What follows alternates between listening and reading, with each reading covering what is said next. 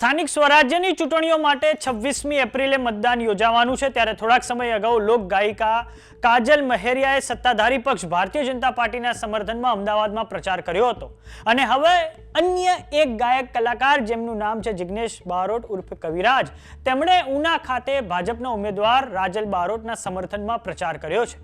આ પ્રસંગે જિગ્નેશ કવિરાજે ભાજપનો ખેસ ધારણ કર્યો હતો અને આ પછી તેમણે તેમના આગવા અંદાજમાં વોર્ડ નંબર 7ના ઉમેદવારોને જંગી બહુમતીથી જીતાડવા માટે હવે લોકોને અપીલ પણ કરી છે। તો આવો જાણીએ સમાચાર વિસ્તારથી। નમસ્કાર, જમાવટ સાથે હું છું પાર્થ।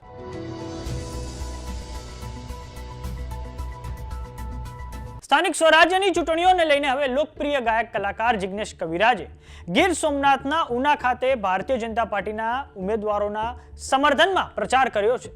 ઉનાના વોર્ડ નંબર 7માંથી ભાજપના ઉમેદવાર રાજલ બારોટ કે જે સ્વ મણિરાજ બારોટના દીકરી છે તેમના સમર્થનમાં કવિરાજ જિગ્નેશ બારોટે પ્રચાર કર્યો છે। આ દરમિયાન જિગ્નેશ કવિરાજે ભાજપનો ખેસ ધારણ કર્યો હતો। રાજલ બારોટ સહિત તમામ ભાજપના ઉમેદવારોને વિજય બનાવવા માટે શહેરીજનોને અપીલ કરી છે। જિગ્નેશ કવિરાજના પ્રચારના કાર્યક્રમમાં મોટી સંખ્યામાં લોકો ઉમટી પડ્યા હતા, જેમાં યુવાનો અને મહિલાઓનો ખાસ ઉત્સાહ જોવા મળ્યો હતો।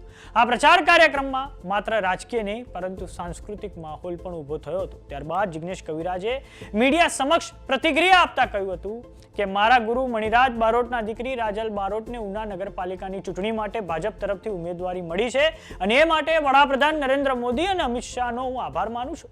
સાથે સાથે વોર્ડ નંબર 7ના તમામ ભાજપના ઉમેદવારોના સમર્થનમાં લોકો આગળ આવીને મતદાન કરે અને તેમને જંગી બહુમતીથી જીતાડે એવી અપીલ પણ કરું છું। તો આવો સાંભળીએ જિગ્નેશ કવિરાજે શું કહ્યું છે। ઉના નગરપાલિકાના ચૂંટણીમાં 2026માં વોર્ડ નંબર 7માં અમારા ગુજરાતનું ઘરેણું અને મારા ગુરુ સમાન સેવા મણિરાજભાઈ બારોટ અને મણિરાજ બારોટના દીકરી એટલે મારા રાજલબેન બારોટ એમને અહીંયા ભાજપે એમના પર ભરોસો મૂક્યો છે અને એમને મળી છે। તો પહેલાં તો મોદી સાહેબનો અને અમિત શાહ સાહેબનો ખૂબ ખૂબ આભારી છું કે એમના ઉપર ભરોસો રાખીને ટિકિટ મળી છે। એવા જ ખાસ અમારે કિરણબેન ધનસુખભાઈ બાંભણિયા, અમારે કેવુરભાઈ દેવચંદભાઈ મૈયા, અમારા પરેશભાઈ બાબુભાઈ બાંભણિયા અને રાજલબેન રૂપેશભાઈ બાંભણિયા એમના ઉપર જે ભાજપે પહેલાં ભરોસો મૂકીને આ ટિકિટ આપી છે બદલ ખૂબ ખૂબ આભારી છું। અને 7 નંબર વોર્ડના તમામને મારી ખાસ નમ્ર વિનંતી છે કે ભાજપે આપણા માટે સારા કામ કર્યા છે। રોડ રસ્તાથી માંડીને પાણીથી માંડીને ખૂબ સારું આપણું વિકાસ કર્યો છે, તો એ બદલ એમને ખૂબ ખૂબ આભારી છીએ। તો એમ આ જે ભરોસો મૂક્યો તે બદલ એમને ખૂબ ખૂબ આભારી છું અને બધાને નગરપાલિકાના તમામને ખાસ વિનંતી છે 7 નંબર વોર્ડના કે બધાએ આમાં તમે વોટિંગ કરજો અને બહુમતીથી જંગી મતથી જીતાડજો, ખાસ વિનંતી છે।